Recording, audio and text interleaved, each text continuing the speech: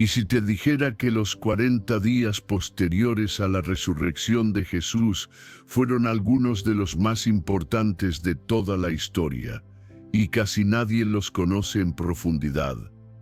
Muchos celebran la Pascua, la cruz, la tumba vacía, pero después, silencio, como si todo hubiera terminado allí. Y sin embargo, fue en esos días cuando Jesús se reveló como nunca antes, caminando entre los suyos, enseñando verdades ocultas, restaurando corazones quebrantados y preparando a sus discípulos para enfrentar el mundo. ¿Qué les dijo? ¿Qué hizo? ¿Y por qué se quedó exactamente 40 días? Este no es un simple repaso bíblico, es una invitación a mirar con otros ojos, porque lo que Jesús hizo en ese tiempo no fue solo para ellos, fue para nosotros, hoy, aquí, en medio de nuestras dudas, miedos y búsquedas. Si alguna vez has sentido que te falta dirección espiritual, este puede ser tu punto de partida. Suscríbete, comparte esta reflexión y acompáñanos a redescubrir los 40 días que transformaron a unos hombres comunes en testigos eternos. Las primeras apariciones, del llanto al testimonio. Imagina la escena.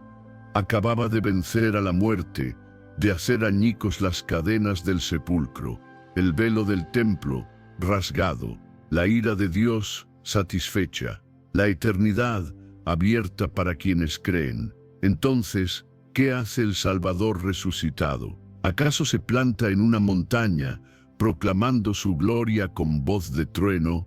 ¿Convoca legiones de ángeles para desfilar por Jerusalén? No, en lugar de eso, se manifiesta en la quietud, de forma personal, íntima, tocando un corazón a la vez. Y la primera en verlo no fue un sacerdote, ni un discípulo varón, ni una autoridad romana. Fue María Magdalena, una mujer marcada, una vez liberada de 7 demonios, alguien cuyo nombre la élite religiosa miraría con desdén. Pero Jesús la llama por su nombre, María, y en esa sola palabra, cada fragmento roto de su alma se recompone. Pasa del llanto desconsolado al testimonio ardiente. Se convierte en la primera pregonera de la resurrección, enviada a decir a hombres temblorosos: he visto al Señor, como leemos en el Evangelio de Juan, capítulo 20, versículo 18. Luego, el camino a Emaús, 2 discípulos, alejándose de Jerusalén, del caos, de la cruz. Habían puesto su esperanza en que Jesús redimiría a Israel, pero él estaba muerto, y con él su esperanza. De pronto un extraño se une a su caminar. No lo reconocen, no se anuncia, simplemente está ahí, y mientras ellos vuelcan su confusión, él no los reprende. Les abre las Escrituras, los guía a través de la ley, los profetas, los salmos, todo señalando hacia él mismo. Sus corazones empiezan a arder, pero sus ojos siguen velados hasta que parte el pan, y en ese gesto simple lo ven. ¿Por qué estos momentos íntimos y no un regreso triunfal al templo? Porque a Jesús no le interesaba el espectáculo, le importaban las almas. No volvió para asombrar al mundo, sino para sanar al herido. Sus primeros pasos tras resucitar no fueron hacia tronos ni política, sino hacia el dolor, los corazones destrozados, las mentes confundidas, la fe paralizada. La sanación emocional en estas primeras apariciones es más que un relato conmovedor, es la Escritura misma revelando el corazón de Dios. Jesús no resucitó solo para la historia, resucitó para encontrarse con la gente real, allí donde estaban solas en un huerto, desilusionadas en un camino, encerradas por el miedo. Piénsalo, si fueras Él, ¿a quién buscarías primero? Él escogió a los olvidados, a los afligidos, a los que dudaban. Porque la resurrección no es para probar un punto, es para restaurar personas. Y aún hoy, Él nos encuentra así. Quizás estás viendo esto y sientes que caminas tu propio Emaús, confundido, decepcionado, preguntándote dónde está Jesús en medio de tu dolor. O tal vez lloras en tu propio jardín de Getsemaní, creyendo que la tumba es el final de tu historia. Pero amigo, amiga, ¿y si Él ya camina a tu lado? ¿Y si el silencio ha sido la antesala para que escuches tu nombre pronunciado por un Salvador resucitado? Esta parte de la historia no se escribió para la curiosidad teológica, sino para el corazón humano, el tuyo y el mío. Un Salvador con cicatrices visibles que no aparece para impresionar, sino para abrazar. ¿Recuerdas la última vez que te encontró así personalmente? No a través de un sermón o una pantalla, sino en la quietud, en la fracción de algo familiar, en el susurro de tu nombre. Eso es lo que Jesús sigue haciendo. Una persona, un encuentro, una mano herida extendiéndose a la vez. Y esto es solo el principio. En la habitación cerrada, paz, Espíritu Santo y la duda de Tomás. Tras revelarse a María y caminar con los desilusionados de Emaús, Jesús fija su atención en una habitación, pero no una habitación cualquiera. Imagina un cuarto en Jerusalén, denso, cargado de un miedo palpable. 10 hombres adultos, los que habían caminado sobre las aguas, expulsado demonios, presenciado resurrecciones, ahora encogidos tras muros. No porque hubieran dejado de creer en Jesús, sino porque el trauma había destrozado su brújula. Ya no sabían qué creer. La crucifixión había pulverizado su concepto de poder. La cruz estaba grabada a fuego en sus mentes. La sangre, los gritos, el silencio aterrador que siguió. Y ahora, rumores de una tumba vacía. Las mujeres decían que estaba vivo. Los de Emaús juraban haberlo visto, pero ellos no. Para ellos solo había miedo, hasta que de repente Jesús está allí, en medio de ellos, sin llamar, sin abrir la puerta, simplemente presente, de forma sobrenatural. Y sus primeras palabras, no un se los dije, no un dónde estaban cuando más los necesité, ninguna condena, ninguna humillación, solo esto: paz a vosotros. Lo leemos en Juan, capítulo 20, versículo 19. Paz, no como un simple saludo, sino como un don. Esa paz que calma tempestades, no en el mar de Galilea, sino en el mar embravecido del corazón humano. La paz que, como dice Filipenses, capítulo 4, versículo 7, sobrepasa todo entendimiento, esa que no se razona, solo se recibe. Y entonces les muestra sus cicatrices, no disimuladas, no completamente sanadas, aún palpables.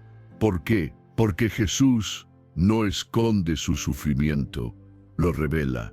Prueba de su muerte y prueba de su vida, en un mismo instante.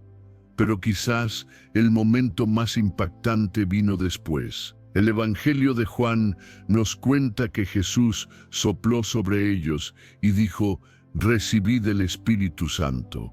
Juan, capítulo 20, versículo 22. Ese soplar nos transporta a Génesis, capítulo 2, versículo 7, cuando Dios sopló aliento de vida en Adán.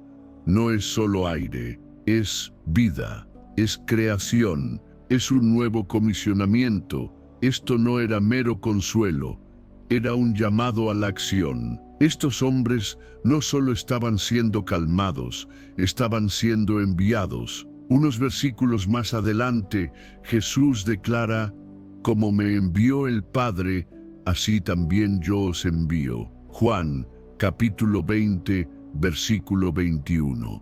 Esa habitación no era su refugio final, era su plataforma de lanzamiento. Y no olvidemos a Tomás, ausente en esa primera reunión, lo suficientemente valiente para verbalizar la duda que muchos callan: si no veo las marcas de los clavos, si no toco. 8 días después, Jesús regresa, especialmente por él. Enfrenta la duda de Tomás con una demostración de amor. No lo reprende por necesitar pruebas, lo invita a acercarse. Pon aquí tu dedo. Ese instante lo cambió todo. Jesús no esquiva el miedo ni la duda. Camina directo hacia ellos, con manos heridas extendidas y un aliento que imparte vida. Ofrece paz donde hay pánico, pruebas donde hay incertidumbre y propósito donde solo había parálisis. Hoy, tantos se esconden espiritualmente tras puertas cerradas. Miedo al futuro, confusión en la fe, dudas envueltas en vergüenza. Pero Jesús sigue entrando en esas habitaciones, sin llamar, sin esperar una fe perfecta. Y sus primeras palabras no han cambiado: paz a vosotros. Quizás ese es tu lugar ahora mismo, detrás de una puerta cerrada en tu alma, preguntándote si te lo perdiste, si tu duda te descalifica. Te aseguro que no. Tomás se convirtió en uno de los misioneros más grandes de la historia, llevando el Evangelio, según la tradición, hasta la India. Su duda no fue un obstáculo insalvable, fue el umbral hacia una convicción más profunda. Entonces, ¿qué pasaría si hoy permitiéramos que Jesús entrara en nuestros miedos? Él sigue trayendo paz, sigue soplando propósito, sigue diciendo: como el Padre me envió, así os envío. Y esto no es una reliquia del pasado, es una realidad viva, porque el mismo Espíritu que sopló sobre ellos es el que nos llena hoy. ¿Vives como si lo hubieras recibido o sigues encerrado? Él está aquí, manos heridas, aliento firme, paz eterna. Déjalo entrar. El encuentro con Tomás, de la duda a la confesión. El eco de las palabras de Jesús, paz a vosotros, aún flotaba en el aire. Los discípulos habían visto las cicatrices, sentido el aliento del Espíritu. Pero Tomás no estaba. ¿Por qué? La Escritura guarda silencio. Duelo solitario, aislamiento por la desilusión, la vergüenza de promesas rotas en el huerto resonando demasiado fuerte. Sea cual sea la razón, Tomás se perdió esa primera aparición. Y cuando los demás, rebosantes de gozo, intentaron compartir la noticia, él no solo dudó, demandó: si no veo en sus manos la señal de los clavos, y meto mi dedo en el lugar de los clavos, y meto mi mano en su costado, no creeré.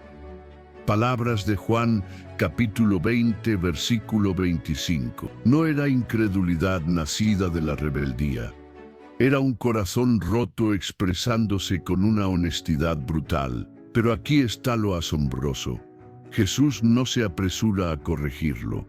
No aparece de inmediato para darles la razón a los otros. Espera 8 días. Imagina 8 días de silencio, de incertidumbre, mientras tus amigos te miran con ojos que han visto lo que los tuyos aún no. 8 días luchando, no solo con la duda, sino con la decepción. ¿Por qué esa demora? Porque la fe forjada en el crisol del silencio a menudo arde con más intensidad que la fe nacida del espectáculo. Y cuando Jesús finalmente llega por Tomás. Las puertas cerradas de nuevo, el miedo aún latente, y de repente, como antes, Jesús está en medio de ellos. Pero esta vez su mirada se clava en un solo hombre. Se vuelve hacia Tomás, no con reproche, sino con una invitación directa: pon aquí tu dedo y mira mis manos, y acerca tu mano, y métela en mi costado, y no seas incrédulo, sino creyente.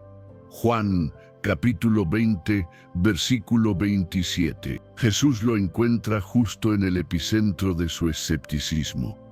No evade las preguntas, expone sus heridas e invita a Tomás a tocarlas. Y en ese instante, algo más profundo que la vista sucede. Tomás ya no necesita tocar. Su duda se disuelve ante la presencia arrolladora de Cristo, y de sus labios brota la confesión más profunda de todos los evangelios. Señor mío y Dios mío. Juan, capítulo 20, versículo 28. No solo maestro, no solo profeta. Dios. Jesús no necesitó que una multitud lo aclamara, un escéptico lo proclamó. Y entonces, palabras que trascienden a Tomás, palabras para ti, para mí, para cualquiera que haya sentido que perdió su oportunidad. Porque me has visto, Tomás, creíste, bienaventurados los que no vieron y creyeron. Juan, capítulo 20, versículo 29. Ese eres tú. En un mundo que a menudo disfraza la duda de inteligencia y la fe de ingenuidad, Jesús bendis a quienes creen sin haber visto. Esto no es fe ciega, es fe anclada en la palabra, confirmada por el Espíritu y transmitida a nosotros por el testimonio de quienes vieron, dudaron y aún así eligieron creer. Hoy, la duda a veces se trata como un destino final, una medalla de honor. Pero la duda bíblica no es una estación terminal, es un pasillo que atravesamos hacia una convicción más profunda. Y Jesús no se ofende por tus preguntas. No es frágil. Tu honestidad no lo avergüenza. De hecho, ese momento en que crees que tu duda te ha descalificado, podría ser precisamente cuando Él planea entrar en tu habitación, mirarte a los ojos y susurrar: ven, toca la verdad. Quizás has vivido momentos así, o quizás llevas 8 días esperando, sintiendo el silencio del cielo mientras otros cantan alabanzas. No confundas la espera con la ausencia. Él sabe dónde estás, y cuando llega, llega con paz y con pruebas. Tomás no se convirtió en el santo patrón de la duda, se transformó en un misionero intrépido, llevando el evangelio más al oriente que ningún otro discípulo. La tradición cuenta que llegó hasta la India, sembrando fe donde nunca antes había arraigado, porque cuando Jesús enfrenta tu duda con su gracia, tus interrogantes se convierten en exclamaciones, y tu escepticismo se rinde ante Él. ¿Cuál es tu momento, Tomás? ¿Qué esperas ver que Dios anhela mostrarte? Tus preguntas no lo amenazan. Es paciente con tu dolor y sigue apareciendo en esas habitaciones cerradas donde el miedo y la fe colisionan. No estás descalificado, estás siendo llamado. El camino a Emaús. Escrituras que abren el corazón, corazones ardientes. Mientras Tomás procesaba su encuentro transformador, la historia del Jesús resucitado también se tejía en caminos polvorientos. A pocos kilómetros de Jerusalén, 2 seguidores se alejaban, no solo de la ciudad, sino de la esperanza misma. No eran de los 12, solo conocemos el nombre de uno, Cleofas. El otro permanece anónimo, quizás para que podamos calzarnos sus sandalias. Sus pasos lentos, sus palabras pesadas, sus corazones rotos. Para ellos Jesús estaba muerto. Lo habían seguido, habían esperado tanto de él. Quizás, días antes, agitaban palmas a su paso. Quizás susurraban sueños de una Roma caída y un Israel restaurado. Pero todo se había deshecho en la cruz. La multitud se volvió hostil, el cielo se oscureció, y su Mesías, colgado como un criminal. Ahora regresaban, de vuelta a Emaús, de vuelta a lo ordinario, a una vida que parecía tener más sentido que el torbellino que acababan de vivir. Pero Jesús no nos deja caminar solos en nuestra desilusión.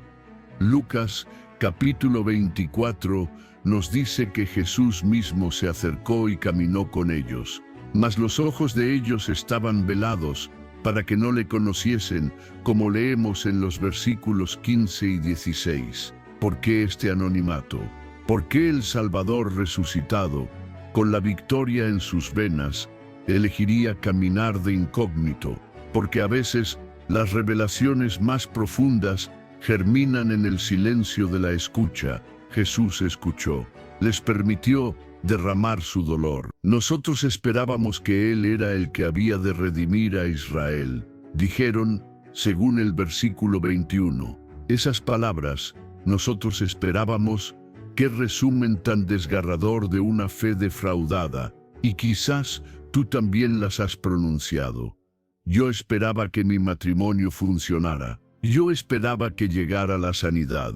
Yo esperaba que Dios respondiera antes. La decepción a menudo se disfraza de distancia, y asumimos que, si la esperanza se hizo añicos, Dios se ha alejado. Pero ¿y si ha estado caminando justo a tu lado todo este tiempo? ¿Y si el silencio no es ausencia, sino la preparación para algo más grande? Jesús, aún sin ser reconocido, comienza a hablar, no solo para consolar, sino para reenmarcar su fe. Y comenzando desde Moisés, y siguiendo por todos los profetas, les declaraba en todas las Escrituras lo que de él decían. Nos dice el versículo 27. ¡Qué estudio bíblico! Los guío por la ley, los profetas, los salmos, desde Génesis hasta Malaquías. Les mostró lo que nunca habían visto.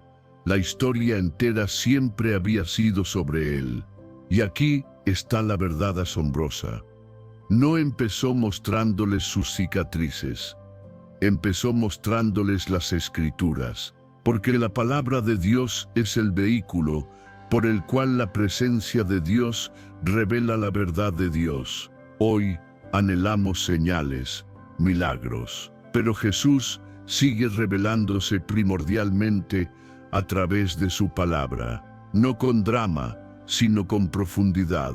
No se dieron cuenta de quién era hasta que partió el pan, un eco de la última cena, y desapareció de su vista. Solo entonces, todo encajó. No ardía nuestro corazón en nosotros, mientras nos hablaba en el camino, y cuando nos abría las Escrituras, se dijeron, según el versículo 32, corazones ardientes. Eso sucede cuando Jesús te guía por la verdad, cuando la niebla se disipa y te das cuenta de que el silencio era sagrado. Amigo, amiga, ¿cuántas veces ha caminado Jesús contigo en tu confusión? Cuando las oraciones parecían rebotar en el techo, cuando el propósito se sentía lejano, cuando la sanidad parecía inalcanzable, ¿y cuántas veces lo hemos pasado por alto porque esperábamos un grito y Él nos susurró? Emaús es el viaje de toda alma, de la confusión a la claridad, de la desesperación al destino. Jesús camina el sendero que tú transitas. Escucha los clamores que no te atreves a vocalizar, y no tiene prisa por revelarse hasta que tu corazón esté listo para arder. Esta historia no fue un simple estímulo, fue una clase magistral de interpretación bíblica. Jesús demostró que cada sombra del Antiguo Testamento apuntaba a su cruz, su resurrección, su reino. No apareció solo para decir, estoy vivo. Apareció para decir, siempre he estado ahí. Y si ese mismo lugar del que intentas huir por decepción es donde Él quiere mostrarte su resurrección, y si el camino de regreso a lo normal es donde quiere reavivar tu corazón. El viaje a Emaús nos recuerda que Jesús no solo se encuentra en el santuario o bajo los reflectores. Él camina por senderos olvidados, se adentra en la confusión y abre los ojos justo donde la fe comenzaba a marchitarse. Así que, la próxima vez que te preguntes dónde está Dios, no busques solo relámpagos, busca huellas silenciosas, del tipo que se ajustan a tu paso, del tipo que conocen tu quebranto, del tipo que parten el pan y te abren los ojos. Él ha resucitado y camina contigo, aun cuando no lo reconozcas todavía. La restauración de Pedro, del fracaso a la recomisión. Habían visto al Cristo vivo, tocado sus cicatrices, oído su voz atravesar puertas cerradas. Pero ¿qué sucede cuando la resurrección no borra el peso del arrepentimiento? Pedro lo sabía bien, el aguijón de su fracaso aún dolía profundamente. Él, el audaz, la roca, el que había proclamado: aunque todos se escandalicen de ti, yo nunca me escandalizaré, como leemos en Mateo capítulo 26, versículo 33. Pero cuando la presión arreció, se desmoronó 3 veces, junto a un fuego en la oscuridad, a metros de donde sufría su Salvador. Había jurado lealtad con sus labios, pero lo negó en el patio. Entonces, ¿qué hace el Jesús resucitado con alguien que le falló tan estrepitosamente? Prepara el desayuno. Juan, capítulo 21, nos pinta una escena inolvidable. Pedro, inquieto e inseguro, dice: voy a pescar, según el versículo 3, no por placer, sino muy probablemente por confusión. Era lo que conocía, lo que podía controlar. Era a lo que volvía antes de que Jesús lo llamara por primera vez. Y no somos así a menudo. Cuando no estamos seguros de nuestro lugar en el plan de Dios, nos refugiamos en lo familiar. Pero la gracia no nos deja ir en silencio. Mientras el sol despunta sobre el mar de Galilea, Jesús está en la orilla. Los discípulos al principio no lo reconocen. Es como Emaús otra vez. Pero Él los llama. «Hijitos, ¿tenéis algo de comer?» «No», responden. Entonces, una orden que ya habían oído antes: «Echad la red a la derecha de la barca». De repente, la red está a reventar, y en ese instante, Juan susurra lo que toda alma anhela oír: «Es el Señor». Pedro no espera, se ciñe la ropa y se lanza al agua. Sin dudar, ninguna vergüenza es lo suficientemente fuerte para detenerlo. Solo un hombre quebrantado nadando desesperadamente hacia la gracia. Al llegar a la orilla, Jesús ya tiene un fuego preparado, brasas. La última vez que Pedro estuvo junto a un fuego así, negó a su Salvador. Ahora, Jesús lo invita a otro fuego, esta vez no para la negación, sino para la restauración. No lo condena, no lo sermonea, lo alimenta. «Venid, comed», dice en Juan, capítulo 21, versículo 12. Este es el Jesús que restaura, no con discursos altisonantes ni humillación pública, sino con una comida tranquila y una pregunta que cala más hondo que cualquier espada. «Simón, hijo de Jonás, ¿me amas más que estos?» 3 veces pregunta Jesús, 3 veces responde Pedro, y 3 veces Jesús lo comisiona: «Apacienta mis corderos, pastorea mis ovejas, apacienta mis ovejas». Cada repetición deshace una negación. Cada respuesta reescribe el pasado con misericordia. Pero esto no era solo sobre perdón, era sobre liderazgo, sobre el llamado. Jesús no solo estaba sanando el corazón de Pedro, estaba recomisionando sus manos. Este es el mismo Pedro que predicaría en Pentecostés, el mismo Pedro que escribiría epístolas, el mismo Pedro que espinalmente moriría por el nombre que una vez negó. Pero nada de esto ocurre si Jesús no lo encuentra en su vergüenza. Y quizás necesitas oír esto hoy. Quizás te has autodescalificado del propósito de Dios por algo que hiciste. Quizás crees que tu traición, tu recaída, tu fracaso fue demasiado ruidoso para que la gracia lo silenciara. Pero Jesús no anula el llamado de los llamados. Los recomisiona, no te devuelve al mar, te prepara el desayuno. Prepara un lugar para que traigas tus remordimientos y recibas restauración. Este momento en la playa es una de las escenas más personales, pastorales y poderosas de toda la Escritura. Nos dice que el Jesús resucitado no solo quiere probar que está vivo, quiere probar que tú todavía perteneces. No evita el fracaso, lo redime. No deja de lado al quebrantado, le confía sus ovejas. Pero quizás tú, como Pedro, necesitas oír esas palabras de nuevo. No como condena, sino como comisión. Sígueme. Así concluye Jesús la conversación, sin discursos dramáticos, sin mencionar el pasado de Pedro. Solo las mismas palabras que le dijo la primera vez que lo llamó desde la barca. Sígueme. Nunca se trató de perfección. Siempre se trató de proximidad. Y después de la resurrección, Pedro descubrió que ni siquiera la negación podía cancelar el llamado. Así que, si has fallado, si has caído, si has olvidado quién eres, recuerda esto: Jesús sigue preparando desayunos, sigue llamándote por tu nombre. Y la misma gracia que sacó a Pedro de la vergüenza puede llevarte de nuevo al propósito. La gran comisión, autoridad y mandato para todas las naciones. Pedro, empapado pero restaurado, estaba listo para su destino, y con él todos los discípulos reunidos, transformados. 40 días habían transcurrido desde que la piedra fue removida. 40 días de encuentros privados, revelaciones públicas, corazones rotos sanados y dudas silenciadas por el toque de manos traspasadas.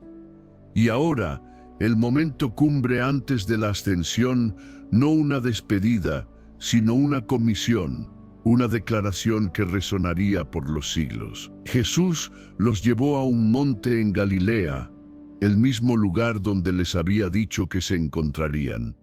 Algunos adoraron, otros aún dudaban, pero a todos, tanto a los audaces como a los vacilantes, les dio la misma encomienda. Toda potestad me es dada en el cielo y en la tierra. Por tanto, id y haced discípulos a todas las naciones. Palabras de Mateo capítulo 28 versículos 18 y 19. Esto no era una sugerencia, no era una instrucción del tipo cuando te sientas inspirado. Era una orden del Rey de Reyes, un Salvador que había conquistado el pecado, aplastado la tumba y se erguía victorioso sobre toda la creación. No dijo, id a la iglesia, dijo, id al mundo. No dijo, convenzan a la gente de sus creencias, dijo, haced discípulos, seguidores, aprendices, portadores de la imagen del reino. ¿Y no era eso lo que él había hecho con ellos? 3 años caminando, enseñando, corrigiendo, sanando, mostrándoles cómo era el Padre. Ahora eran enviados a replicar ese proceso, no solo a predicar sermones, sino a vivir una vida que invite a otros a entrar. El griego en Mateo 28 es claro: el mandato no es solo oíd, es mientras vais. En otras palabras, esto no es solo para misioneros en tierras lejanas, es para madres criando hijos para que conozcan a Jesús, para empresarios orando por decisiones, para estudiantes iniciando estudios bíblicos en sus escuelas, para abuelos bendiciendo generaciones con la verdad. Cada creyente donde quiera que estés, mientras vas, haz discípulos. Jesús continúa, bautizándolos en el nombre del Padre, y del Hijo, y del Espíritu Santo. Esto no era un simple rito, era una identificación. El bautismo marcaba la muerte a lo viejo y el nacimiento a lo nuevo. Declaraba públicamente lo que Cristo había hecho privadamente en el corazón, una resurrección. Y luego añadió, enseñándoles que guarden todas las cosas que os he mandado. No solo enseñándoles lo que dije, sino enseñándoles a obedecer, porque en el reino de Dios, la transformación no viene de la información, sino de la obediencia, de alinear nuestras vidas con las palabras de aquel que nos amó primero. Lo que hace esto aún más poderoso es el contexto. Cuando Jesús pronunció estas palabras, Roma aún dominaba. Sus seguidores estaban amenazados, no tenían presupuesto, ni edificios, ni reconocimiento legal. Solo un mensaje, una misión y una promesa. ¿Y qué promesa? Y he aquí yo estoy con vosotros todos los días, hasta el fin del mundo. Concluye en Mateo capítulo 28, versículo 20. Aquel que los envió no los envió solos. La misma voz que calmó tempestades y expulsó demonios ahora prometía su presencia a cada creyente que se atreviera a dar un paso de fe. Incluso hoy, en un mundo que a menudo valora más la comodidad que el llamado, este mandato sigue vigente. La Gran Comisión no está obsoleta, no es opcional, es el latido del cielo, la estrategia de la Iglesia y la tarea de cada hijo de Dios. Vivimos en una era de distracción, ruido digital y apatía espiritual, pero nada puede reemplazar el poder de una vida rendida a esta misión. Y el mismo Jesús que estuvo en esa montaña te habla ahora. Id, no porque seas perfecto, no porque lo tengas todo resuelto, sino porque Él está contigo, y cuando Dios está contigo, la obediencia se convierte en poder, y los pequeños pasos se convierten en impacto eterno. Así que pregúntate, ¿vives la Gran Comisión como una sugerencia o como si tu vida dependiera de ello? ¿A quién estás discipulando ahora mismo? ¿Por quién estás invirtiendo, orando, caminando? Quizás es hora de ver tu vecindario, tu aula, tu trabajo, tu café, como tu campo misionero. Quizás es hora de dejar de esperar la oportunidad perfecta y empezar a obedecer al Salvador perfecto. Porque cuando Jesús dijo id, lo dijo en serio, y no solo te dio una tarea, se dio a sí mismo. Eso no es presión, es promesa. Y eso todavía lo cambia todo. 40 días enseñando sobre el reino de Dios, preparación y fundamento. Acababa de darles la gran comisión, ir, bautizar, enseñar, todo con la autoridad del cielo. Pero antes de que pudieran lanzarse a la acción, había algo más, algo fundamental, la preparación. Y esta no llegó con sermones multitudinarios o más milagros, sino en la quietud de 40 días, días que a menudo pasamos por alto, pero que el cielo atesoró. Hechos, capítulo 1, versículo 3, nos lo revela, a quienes también después de haber padecido, se presentó vivo con muchas pruebas indubitables, apareciéndoseles durante 40 días, y hablándoles acerca del reino de Dios. 40 días, no 5, ni 10, ni una gira de despedida express. 40. No es un número al azar, bíblicamente está cargado de significado. Moisés estuvo 40 días en el Sinaí recibiendo la ley.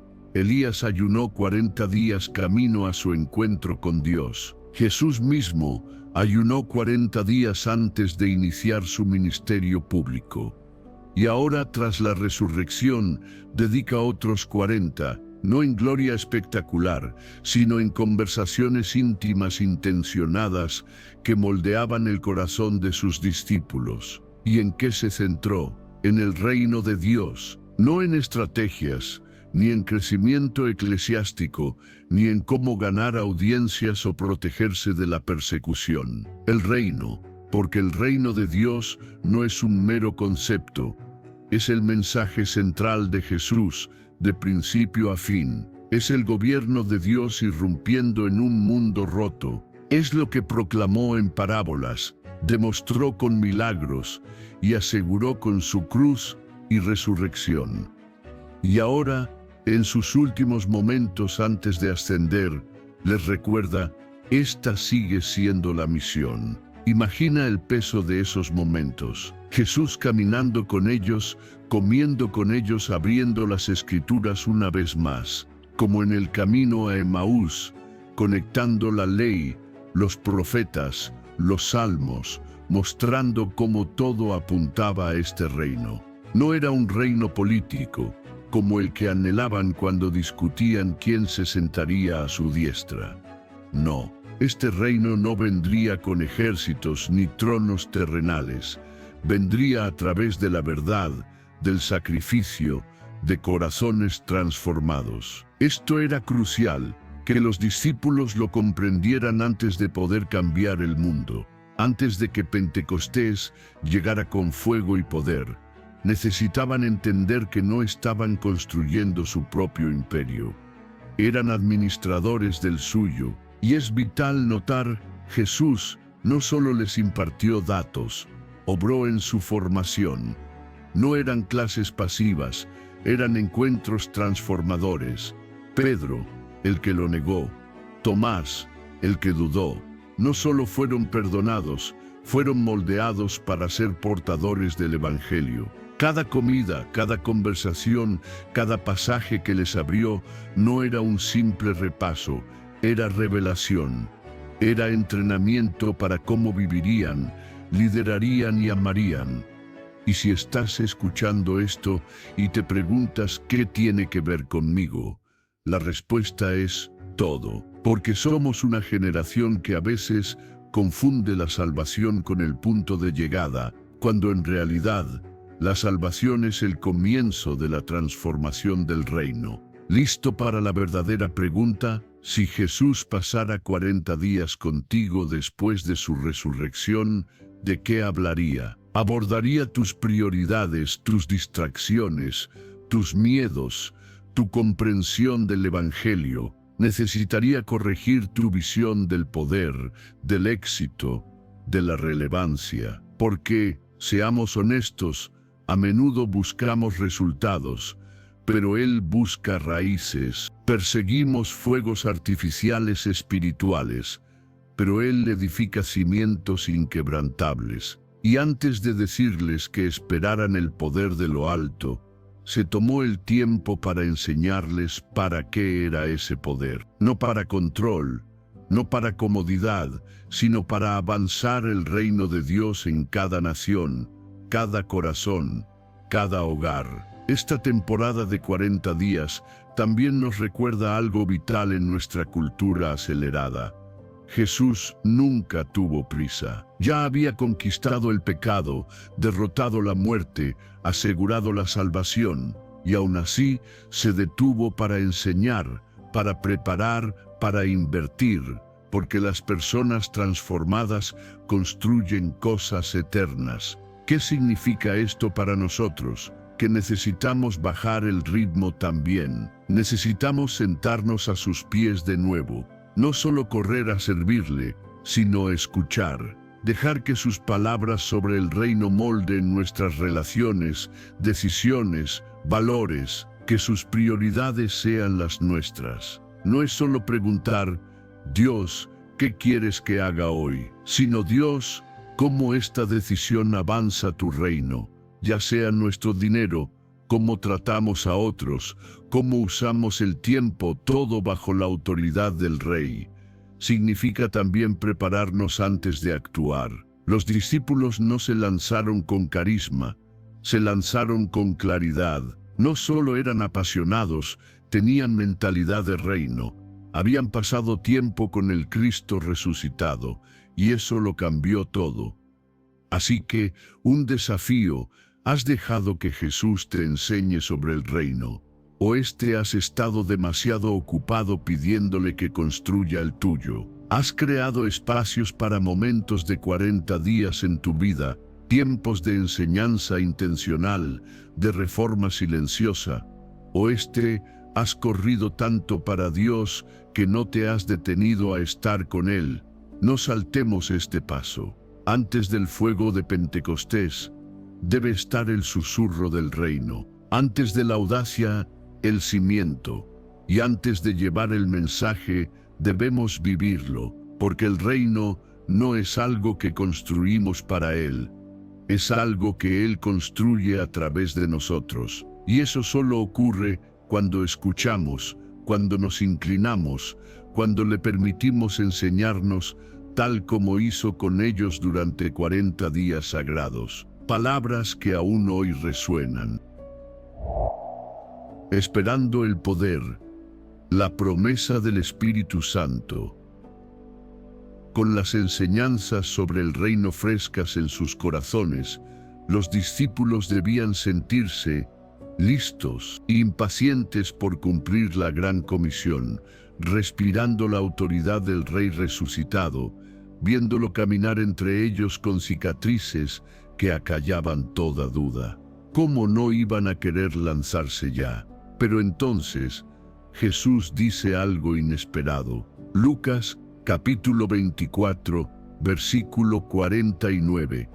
He aquí, yo enviaré la promesa de mi Padre sobre vosotros, pero quedaos vosotros en la ciudad de Jerusalén, hasta que seáis investidos de poder desde lo alto. Y Hechos, capítulo 1, versículos 4 y 5, se hace eco: no os vayáis de Jerusalén, sino esperad la promesa del Padre, la cual oísteis de mí. Porque Juan ciertamente bautizó con agua, mas vosotros seréis bautizados con el Espíritu Santo dentro de no muchos días. Esperad. Después de todo esto, la resurrección, la misión más clara jamás dada. Jesús les dice: haced una pausa, porque la misión del cielo no se impulsa con energía humana, se mueve con poder divino. Y aquí es donde muchos fallamos hoy, tan ansiosos por hacer para Dios, que olvidamos recibir de Dios. Queremos ir a predicar, servir, cambiar el mundo, pero omitimos el mandato que precedió al id, fue esperad.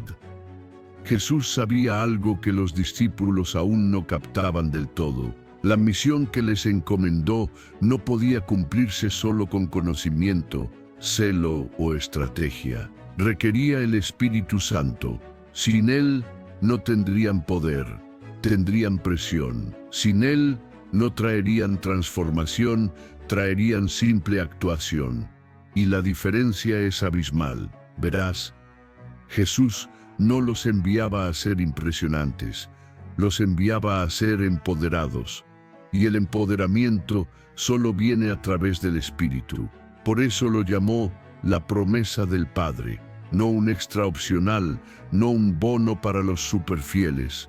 La promesa, la persona de Dios que no solo estaría con ellos, sino en ellos. Ya se lo había dicho en Juan, capítulo 16, versículo 7, os conviene que yo me vaya. Piénsalo, Jesús, el Verbo hecho carne, Emmanuel, dice que es mejor que Él se vaya. ¿Por qué? Porque vendría el Espíritu.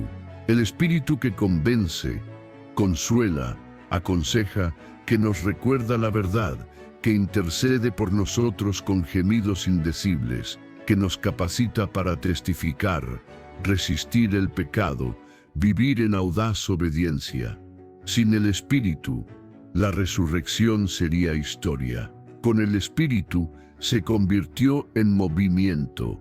Ahora, considera el momento. Jesús podría haber ascendido justo después de resucitar. Había vencido la muerte, ¿qué más faltaba? Pero esperó. Y luego les dijo que esperaran, porque el plan nunca fue solo resurrección. Era resurrección más poder, resurrección más misión, resurrección más espíritu. Les dijo que esperaran en Jerusalén. la ciudad que acababa de crucificarlo, la ciudad que aún vibraba con peligro, la ciudad que representaba tanto la promesa como el riesgo. A veces, Dios te llama a esperar en lugares difíciles, no para castigarte, sino para prepararte, porque en la espera nace la fortaleza. Isaías, capítulo 40, versículo 31 dice: Pero los que esperan a Jehová tendrán nuevas fuerzas, no los que corren, no los que se afanan, los que esperan. Hay una fortaleza que solo se encuentra en la quietud, una claridad que solo llega con la rendición, y un fuego que solo desciende cuando has dejado de intentar encender el tuyo. Seamos honestos, esperar es duro, especialmente cuando te sientes llamado, cuando te sientes listo, pero los discípulos tuvieron que confiar en que lo que vendría valía la espera, y nosotros también. En una cultura que idolatra la velocidad, Jesús sigue diciendo: esperad, esperad su tiempo, esperad su palabra, esperad hasta ser investidos de poder, porque si te precipitas sin el Espíritu, podrás tener la verdad, pero te faltará el toque. Podrás tener la comisión, pero te faltará la conexión. Demasiados creyentes se agotan, no por desobediencia, sino por prematuridad. Se movieron por emoción, no por empoderamiento. Y no pasemos por alto el simbolismo. Jesús dice que serán revestidos de poder, no solo rociados, revestidos, cubiertos, inmersos, envueltos en la presencia de Dios. ¿Por qué? Porque la batalla que enfrentarían no era superficial, era guerra espiritual. No serían perseguidos por su personalidad, sino por el poder que reposaría sobre ellos. El Espíritu no solo da dones, da audacia. Hechos, capítulo 1, versículo 8, pero recibiréis poder cuando haya venido sobre vosotros el Espíritu Santo, y me seréis testigos. La palabra testigo en griego es martis, de donde viene mártir. Jesús no estaba adornando la realidad, los preparaba para el costo diciendo: no necesitáis bombo publicitario, necesitáis ode divina. Y así hoy, mientras lidiamos con nuestros propios llamados, sueños y visiones, la pregunta no es: ¿estás listo para ir? La pregunta es: ¿estás dispuesto a esperar? No esperar con pereza ni apatía, sino con expectación. Esperar como los discípulos, en comunidad, en oración, en unidad en el aposento alto. No para huir del mundo, sino para recibir lo que el mundo no puede dar. Y si los mayores movimientos de Dios en tu vida comenzarán, no en la acción frenética, sino en la quietud receptiva. Y si el Espíritu que tanto pides está esperando que dejes de intentar hacerlo todo en tus propias fuerzas.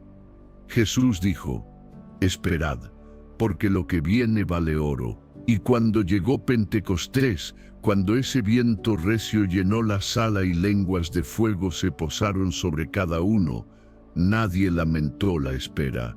Nadie dijo: deberíamos haber empezado antes, porque cuando el Espíritu viene, hace más en un instante de lo que nosotros podríamos en toda una vida.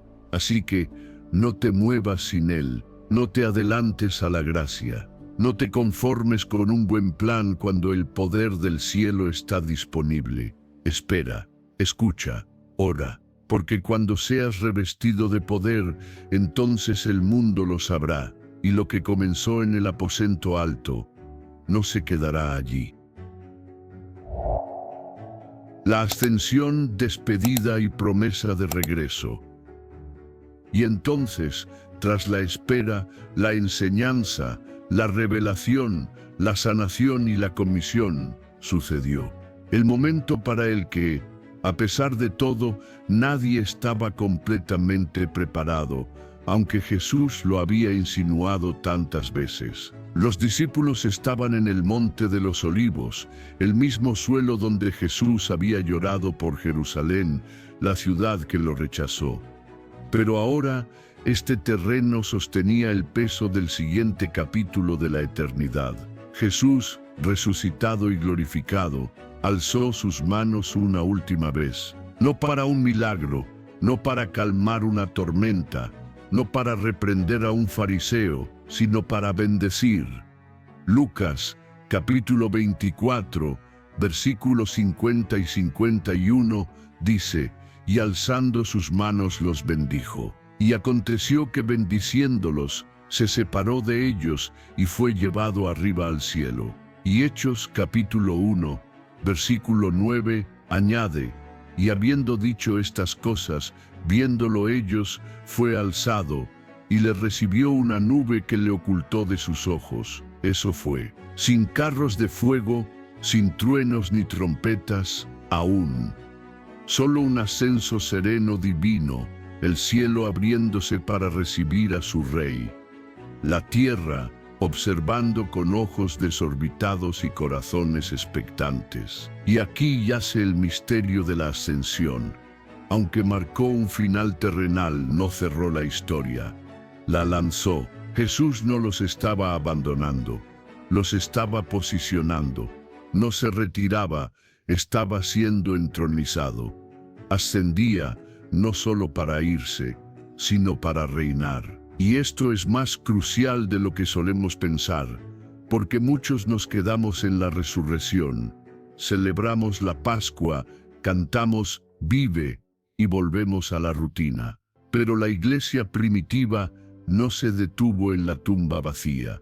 Elevó su mirada al trono exaltado. Hebreos, capítulo 1, versículo 3, nos dice: habiendo efectuado la purificación de nuestros pecados por medio de sí mismo, se sentó a la diestra de la majestad en las alturas.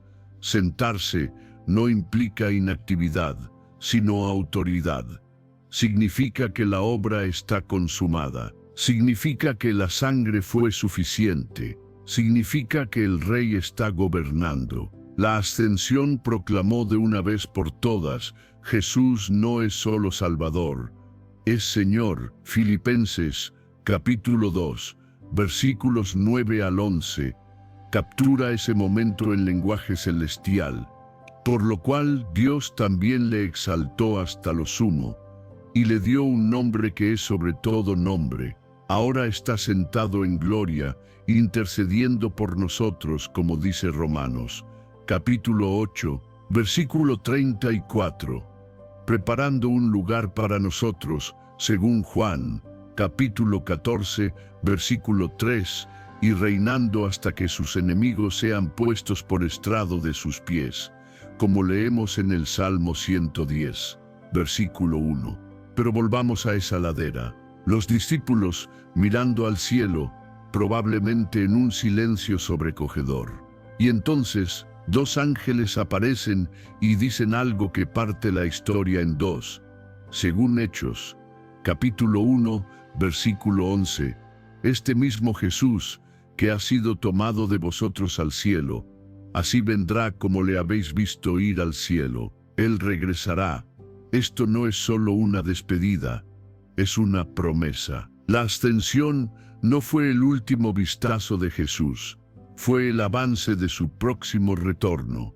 Las nubes que lo ocultaron un día se rasgarán, y todo ojo lo verá, no con manos heridas alzadas en adiós, sino con una espada en su boca, fuego en sus ojos y una corona en su cabeza, como describe Apocalipsis, capítulo 19. Pero no pases por alto esto: antes de irse, los bendijo. Ese fue el acto final del Jesús terrenal. No solo ascendió, derramó vida sobre ellos. Un acto sacerdotal, un gesto paternal. El mismo Jesús que sangró por ellos, les enseñó, los perdonó, los bendijo. Y esto es vital, porque quizás sientes que Jesús ha desaparecido de tu situación. Lo seguiste, confiaste, adoraste, y de repente el cielo parece vacío, su voz silente. Pero escucha, si Él parece haber ascendido de tu vista, no se fue sin dejar una bendición, y no se fue sin una fecha de regreso anotada en el libro del cielo. Entonces, ¿qué hacemos entre la nube y la corona? Entre su partida y su venida, la respuesta está en Hechos capítulo 1, versículo 8. Justo antes de ascender, Jesús dijo: «Pero recibiréis poder cuando haya venido sobre vosotros el Espíritu Santo, y me seréis testigos». Ese era el plan. El cielo observaba mientras la tierra era comisionada. ¿No es asombroso? En el instante en que el Hijo de Dios es entronizado en los cielos, los ángeles no se quedan maravillándose de su regreso al hogar. Inmediatamente, redirigen la mirada de los discípulos de vuelta a la tierra. ¿Por qué estáis mirando al cielo? En otras palabras, tenéis un trabajo que hacer. Jesús ascendió para que su espíritu pudiera descender. Se fue para poder llenar el mundo a través de vosotros. Por eso la ascensión importa hoy. No es mera teología, es una invitación. No se trata solo de lo que Jesús hizo. Se trata de lo que nosotros hacemos ahora. Vivimos en el espacio entre la promesa y el cumplimiento, entre Hechos capítulo 1 y Apocalipsis capítulo 22. Y cómo vivimos ahora refleja si realmente creemos en su regreso. Así que, si Jesús verdaderamente está a la diestra de Dios, si realmente va a volver, si realmente bendijo a su pueblo y lo llamó a ir, ¿qué estamos esperando? Este no es tiempo para la comodidad. Es tiempo para moverse con poder. Este no es tiempo para contemplar el cielo, preguntándonos cuándo arreglará el mundo. Es tiempo de ser sus manos y pies en el mundo que Él ya redimió. La ascensión fue el acto final del ministerio terrenal de Jesús, pero el primer acto de nuestro llamado. Nos entregó la misión, no porque nos necesitara, sino porque nos eligió. Y así vamos, con poder, con propósito y con la mirada fija, no solo en la nube, sino en la corona. Porque Él viene otra vez, tal como se fue, y cuando lo haga, el cielo no estará en silencio. Así que vive como si Él reinara, muévete como si Él observara, sirve como si Él regresara, y que todos seamos hallados fieles entre la bendición y el estallido de la trompeta. Y así la nube se cerró, el Rey fuera de su vista. Pero lo que quedó no fue vacío, sino propósito. No confusión, sino claridad. No tristeza, sino una fuerza infundida por el Espíritu. Esos 40 días entre la resurrección y la ascensión, ¿qué 40 días? No fueron una simple transición, fueron una transformación radical. Fueron la bisagra entre la obra consumada de la cruz y la misión desplegada de la Iglesia. Y ahora, siglos después, seguimos viviendo en el eco de esos días. Seguimos caminando en la onda expansiva de los pasos resucitados de Jesús. No estamos parados ante una tumba vacía, estamos corriendo con el poder que de ella emana. Piénsalo, Jesús podría haber ascendido al cielo inmediatamente, pero se quedó, caminó con los confundidos, preparó desayuno para los quebrantados, invitó a Tomás a tocar sus cicatrices, encontró a sus discípulos tras puertas cerradas y sopló su espíritu sobre su miedo. No solo demostró que estaba vivo, demostró que ellos tenían una razón para vivir diferente. En un mundo aún marcado por la duda, la división, el temor y el fracaso, esos 40 días resuenan más fuerte que nunca. Nos recuerdan que nuestro Salvador no solo ha resucitado, sino que es relacional. No solo es victorioso, es intencional y nunca desperdicia un instante, ni siquiera en los entretiempos. Mientras el mundo ve el 40 como un número, el cielo lo vio como una cuenta regresiva sagrada. 40 días de restauración, 40 días de activación, 40 días de preparación para lanzar el movimiento más poderoso que la historia haya conocido. La pregunta ahora es, ¿qué haremos con lo que Él nos entregó? Ya demostró su amor, ya derrotó la muerte, ya habló paz al temor y transformó el fracaso en comisión. Ya sopló su espíritu en nuestra debilidad y ya prometió que volverá. Entonces, ¿qué nos queda? Obediencia, adoración, audacia. La tumba sigue vacía, el trono sigue ocupado, el espíritu sigue disponible y la misión sigue siendo urgente. Hay alguien en tu vida que es como Tomás esperando una invitación personal para creer. Hay un Pedro sentado en la vergüenza, necesitando ser restaurado y recordado que Dios aún quiere usarlo. Hay un discípulo camino a Emaús, tan decepcionado por la vida que ni siquiera reconoce a Jesús caminando a su lado. Y hay una multitud aún esperando oír el Evangelio, preguntándose si hay algo más. Pero, ¿y si tú eres a quien Jesús quiere enviar? ¿Y si esos 40 días no fueron solo historia, sino profecía? ¿Y si tú eres la continuación de ese relato?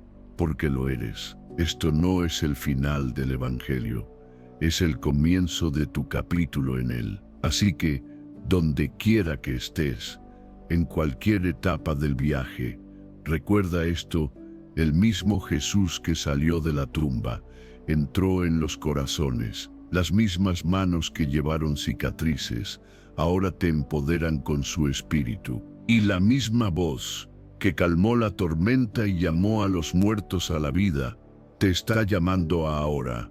No estás olvidado, no estás descalificado, no estás solo, estás comisionado. Oremos. Padre nuestro, que estás en los cielos, santificado sea tu nombre. Gracias por la tumba vacía. Gracias no solo por resucitar, sino por regresar para caminar con los cansados, para hablar paz a los quebrantados y para restaurar a los caídos. Jesús, te alabamos no solo por lo que hiciste, sino por cómo lo hiciste, con misericordia, paciencia y un amor que nos ve en nuestro peor momento y aún así nos llama a tu mejor versión. Señor, confesamos que a menudo nos detenemos en la resurrección y olvidamos que hubo más. Olvidamos que te quedaste para empoderar, para comisionar, para asegurarte de que supiéramos que éramos vistos, amados y enviados. Así que, ahora mismo, pedimos un soplo fresco de ese mismo espíritu que infundiste en el aposento alto. Aviva nuestros corazones con audacia. Recuérdanos el poder que te levantó de la tumba y que ahora mora en nosotros. Enséñanos a caminar con la misma urgencia, la misma intimidad, el mismo propósito. Para aquellos que nos ven y se sienten como Pedro, avergonzados, recuérdales que tú preparas desayuno para los que fallan y aún dices: apacienta mis ovejas. Para los que se sienten como Tomás, sumidos en la duda, recuérdales que tú acoges las preguntas y nos encuentras en ellas. Para los que se sienten encerrados por el miedo, recuérdales que tú entras en nuestros lugares ocultos y dices: paz a vosotros. No queremos solo creer en un rey resucitado, queremos vivir como si fuera verdad. Así que enciende en nosotros la pasión de aquellos 40 días. Que tus palabras finales sean nuestras primeras prioridades. Que la gran comisión sea nuestra convicción diaria. Y que seamos una generación que no solo conoce la historia, sino que la vive con todo lo que tiene. Jesús, nos rendimos por completo una vez más. Que tu espíritu nos guíe, tu palabra nos ancle y tu misión nos mueva. Y hasta el día en que regreses en las nubes, que vivamos cada momento en el poder de la resurrección y la urgencia de tu llamado.